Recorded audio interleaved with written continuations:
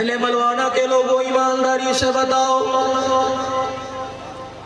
Matric کی انگریزی کی کتاب تمہیں 365 دن میں سمجھ نہیں آتی، قرآن 15 منٹ میں سمجھ کہاں سے آ جائے گا؟ صبح 7:30 بجے سے لے کے 2:30 بجے تک اسکول ہے، ٹیفن ساتھ لے کے وہیں سے اکیڈمی چلا گیا، 5 بجے آ رہا ہے، گھر آیا ابھی کا وردی اتاری کوئی نہیں، ٹیوشن پڑھانے کے لیے سر جی گھر آ گئے، 9 بجے استاد گیا، پھر بھی ماں کہہ رہی ہے کچھ پڑھ لے کچھ پڑھ لے، اماں جان ابھی تو 15 گھنٹے پڑھ کے بیٹھا ہوں، کہنے لگی پڑھ لے، لگتا ہے فیل ہوگا کہ تیرے پڑھنا تیرے کام آئے گا، رات کو 12 بجے ماں اٹھا کے پڑھا رہی ہے، یہ اس امتحان کی تیاری کرا رہی ہے جس امتحان میں پاس ہو یا فیل ہو، اللہ کی عزت کی قسم ہے، اگر پاس ہو گیا دنیا کا فائدہ ہے، فیل ہو گیا دنیا کا نقصان ہے، اس تعلیم کے لیے اس امتحان کی تیاری کیوں نہیں کرا رہی؟ اللہ کی عزت کی قسم ہے، جس کی تیاری کر کے اگر قبر میں نہ گئے تو ذمہ داری سے عرض کر رہا ہوں، انسان کفن تو لے جائے گا لیکن سینے میں ایمان نہیں لے کے جائے گا۔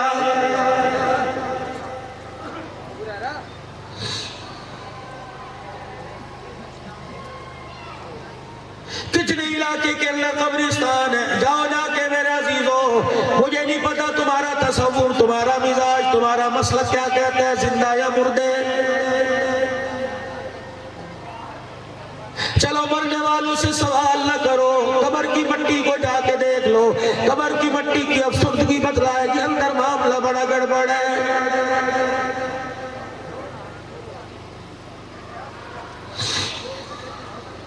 جاؤ 1400 سال سے جتنی دنیا سے چلے گئے، خدا پاک کی قسم ہر ایک سے جا کے پوچھ لو،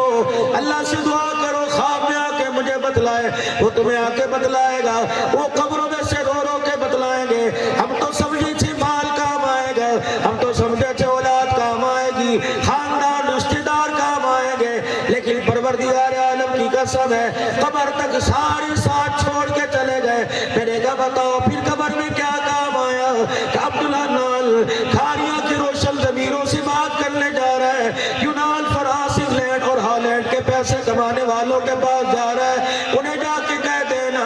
قبر کے اندر ریال پاؤنڈ نہیں چلتا، اس کو مارکیٹ میں تو صرف رسول اللہ کا مبارک طریقہ چلتا ہے۔ ماشاءاللہ۔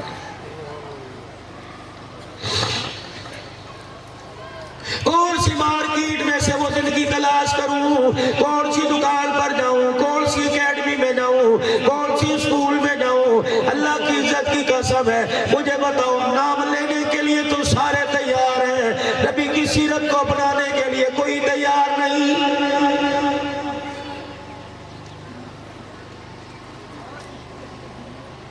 کوئی ہسپتال دکھا دو، کوئی ادارہ قومی دکھا دو، کوئی سرکاری ادارہ دکھا دو، میرے عزیزوں کوئی مارکیٹ دکھا دو جب پورا پورا نبی کے طریقے پہ عمل کیا جا رہا ہو۔ کسی کو کہہ کے دیکھ لو، کہے گا جی اللہ بڑا غفور رحیم ہے وہ معاف کر دے گا، اللہ بڑا غفور رحیم ہے معاف کر دے گا، اچھا تو گناہ کر وہ غفور رحیم ہے، یہ سجدے کر کے گناہگار ہے۔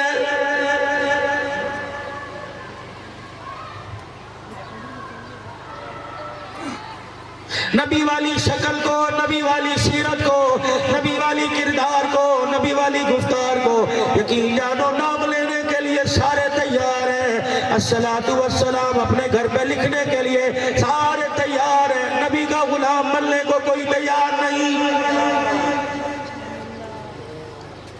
شادی بیاہ میں نبی کا طریقہ پسند نہیں، زندگی کے لیل و نہار میں نبی کا طریقہ پسند نہیں، اور میرے عزیزوں دسترخوان پہ، بستر پہ، سواری پہ، دکان پہ، مارکیٹ میں پیسے دیتے ہوئے، پیسے لیتے ہوئے، دکاندار کو، گاہک کو، حاکم کو، محکوم کو، رعایا کو، عالم کو، جاہل کو، میرے عزیزوں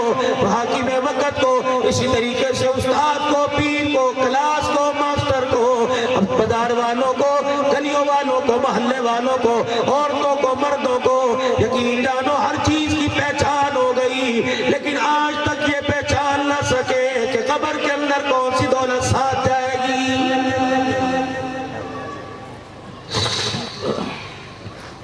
مرنے والا اپنے سینے پہ گلاب کے پھول کے ہار لے کے جا رہا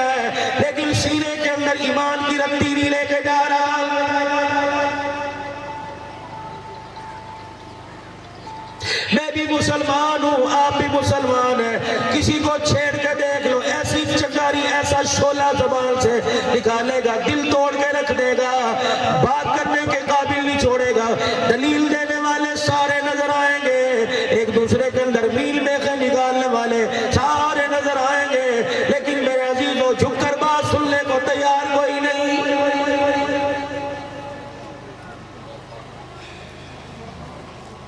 ہر مسجد والا، ہر مدرسے والا، ہر ادارے والا، دنیا دار ہو یا دیندار ہو، ہر جماعت والا، ہر پارٹی والا، ہر ایک نے توپوں کے رخ ایک دوسرے کی طرف کر رکھے ہیں، کوئی بھی کسی کی بات کو ایکسپٹ کرنے کے لیے تیار نہیں۔ کسی کو کہہ دو یار یہ بات اللہ کے رسول سے نہیں ملتی، یہ بات قرآن سے نہیں ملتی، فوراً کہیں گے تم اما لگ گئے۔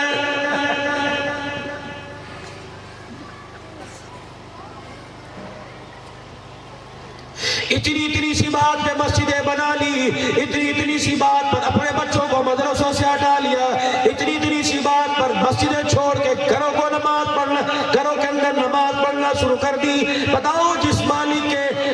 جس نبی کے لائے ہوئے دین پر اللہ اکبر آج تاپڑ توڑ حملے کر رہے ہیں، کیا قیامت کے دن اس نبی کے ساتھ سامنے نہیں کھڑے ہونا؟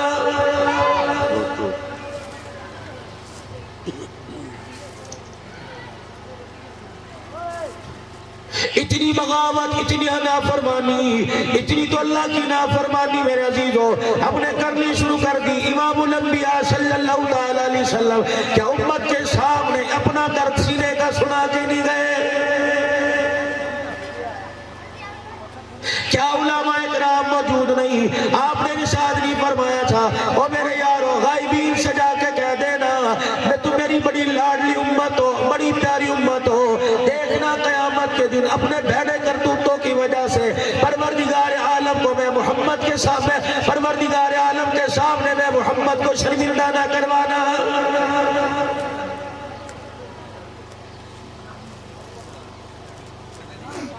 ہر ایک کا دسترخوان کھول کے دیکھ لو، دسترخوان دیکھ لو، ڈائننگ ٹیبل دیکھ لو، سلاد موجود ہے، رنگ برنگی چٹنیاں موجود ہیں، چاول ہے تو روٹی ساتھ ہے، روٹی ہے تو چاول ساتھ ہے، چٹنی ساتھ ہے، دہی کا رائتہ ساتھ ہے، بوتل ہے، پانی ہے، چائے میٹھا ساتھ ہے، لیکن میرے عزیزوں مکان کے ڈرائنگ روم میں تمہیں ہر چیز نظر آئے گی، دسترخوان پر ہر چیز نظر آئے گی، سردی گرمی میں لباس کے طور پر جو جسم پہ ڈالا ہر چیز نظر آئے گی، لیکن کردار میں، گفتار میں، ایمانیات میں دیکھ لو خدائے پاک کی قسم کلمہ صرف زبان پر، وہ بھی کسی خوش نصیب کو پڑھنا آتا ہے، بعض بد نصیب ایسے ہیں جنہیں کلمہ بھی پڑھنا نہیں آتا۔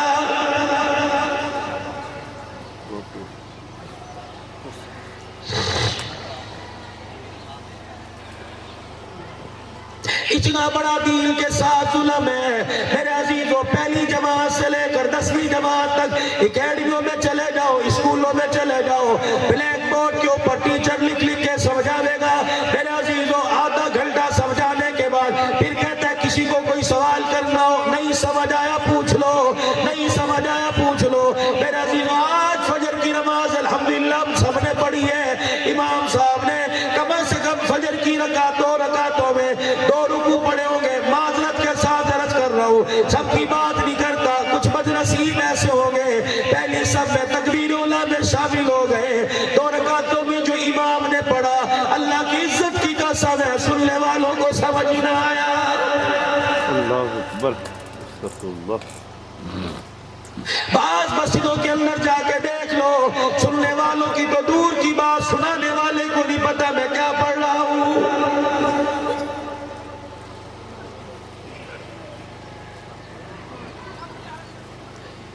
یہ قرآن کوئی ثواب کی کتاب نہیں ہے، یہ پروردگار عالم کا حکم ہے۔ دیکھو تو صحیح قرآن پڑھ کے اللہ ہر آیت میں کیا کہہ رہا ہے۔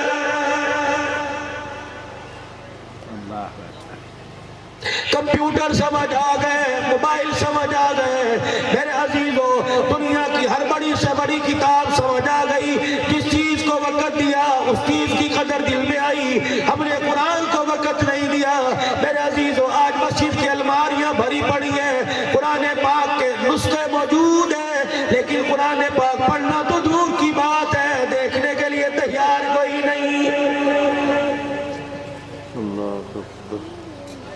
کسی کمرے میں جا کے بیٹھ جاؤ، قرآن پاک پڑھو گا، اسے اٹھا کے اتھے رکھ دو، اسیس قابل کوئی نہیں، اسیس قابل کوئی نہیں۔ اچھا اتنا قرآن سے دور ہو رہا ہے، تو نہیں چاہتا مرتے وقت قرآن تیرے ساتھ قبر میں نہ جائے؟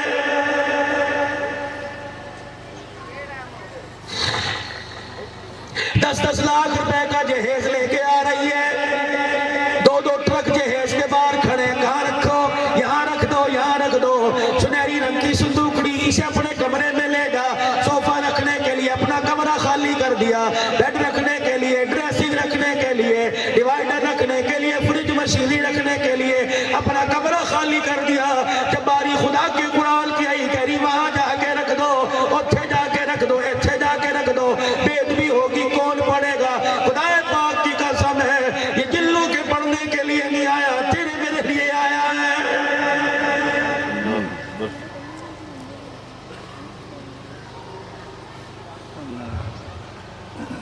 صبح اٹھی ہے، صبح سے لے کر جھاڑو ہاتھ میں، جھاڑو ہاتھ میں، کوئی کونا نہ چھوڑا۔ اللہ اکبر، گند نکال کے باہر پھینک دیا، ڈسٹنگ کر دی، مٹی صاف کر دی، نہیں صاف کر دیا۔ اللہ اکبر، تجھے مکان صاف کرنا تو یاد رہا، جو ساری رات گناہوں سے تیرا سینہ بھر گیا، تجھے مصلی پر بیٹھ کے نماز پڑھ کے وہ سینہ صاف کرنا کیوں یاد نہ رہا؟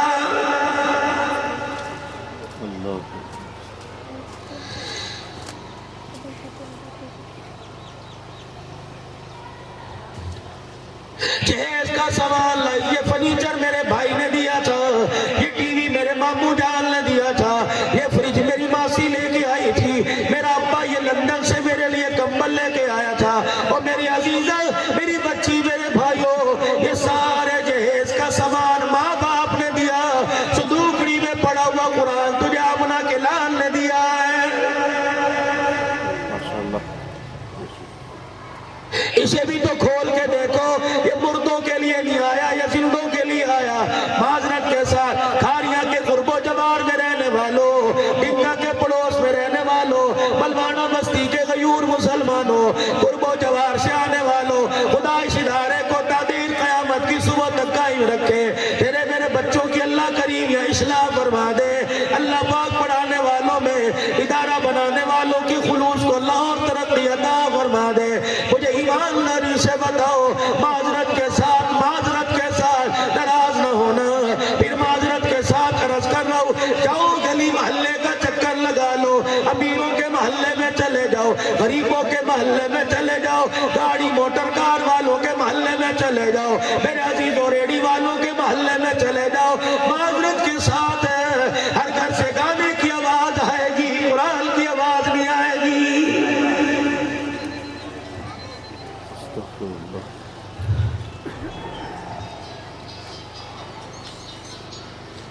شاید اس میں آپ حضرات کی بے احترامی ہو رہی ہو، گستاخی ہو رہی ہو، لیکن دل چلا پڑا ہے، میں آپ سے مشورہ نہیں کروں گا، آپ کو نہیں بتاؤں گا۔ مجھے شعر بڑے آتے ہیں، مجھے باتیں بلّہ شاہ بھی آتا ہے، میاں محمد شرپوری بھی آتا ہے، مجھے نعتیں بھی بڑی آتی ہیں، مجھے سیرت بھی، پر یہ ساری سیرت ہے، میں معراج پر بھی بات کر سکتا ہوں، میں ماں حلیمہ کی لوری بھی تمہیں سنا سکتا ہوں، میں کربلا کے میدان کے اندر شہید کی تلاوت بھی آپ کو بتلا سکتا ہوں، لیکن میرے عزیزو، شہید کربلا کا واقعہ 1 سال کے بعد محرم الحرام میں ہوا۔ ابراہیم علیہ السلام آپ کے بیت اللہ کی تعمیر کا واقعہ، حج میرے عزیزو سال میں ایک بار، سال میں ایک مرتبہ آیا، رمضان المبارک کا مہینہ سال میں ایک مرتبہ آیا، 27 رجب المرجب معراج کی رات سال میں ایک مرتبہ آئی۔ ایمانداری سے بتاؤ، صبح سے لے کر شام تک کا دین میں کہاں سے تلاش کروں، یہ زندگی میں کہاں سے تلاش کروں؟ نماز کے لیے مسجد میں آئے، مجھے فرض سنت واجبات کا پتہ لگ گیا، گھر جا کر مجھے پتہ ہی نہیں لگا میں نے بیوی سے جا کے کیسے کلام کرنا ہے، میں نے بچوں کی تربیت کیسے کرنی ہے، میں نے گھر میں داخل ہوتے ہوئے دایاں پاؤں رکھنا یا بایاں پاؤں رکھنا ہے، میں نے باتھ روم میں داخل ہوتے ہوئے دایاں پاؤں رکھنا یا بایاں پاؤں۔ مولانا عبدالرحیم صاحب سہارنپوری رحمت اللہ علیہ باتھ روم میں جانے لگے، بایاں پاؤں کے بجائے دایاں پاؤں اندر چلا گیا، باتھ روم کے دروازے پہ بے ہوش ہو کے گر گئے، ہوش آیا، کہنے لگے یا اللہ معاف کر دے، 43 سال کے بعد سنت کے خلاف قدم اٹھ گیا تھا۔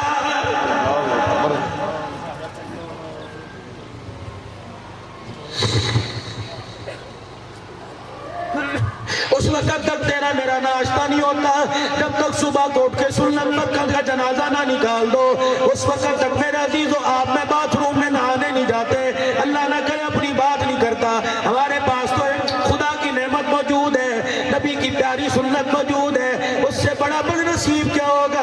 جس کی جیب میں انگلینڈ کے پاؤنڈ تو موجود ہے, چہرے پہ رسول اللہ کی سنت کوئی نہیں. میرے عزیزو ہمیں تعلیم ہی ایسی دی گئی, ہمیں ماحول ہی ایسا دیا گیا. اللہ اکبر. جہاں داڑھی پجامے کو میرے عزیزو حقیر سمجھا گیا, ویلیو کوئی نہیں ملی. میرے عزیزو محفلوں میں ویلیو کوئی نہیں ملی. داڑھی والے کو دیکھ کے حسرت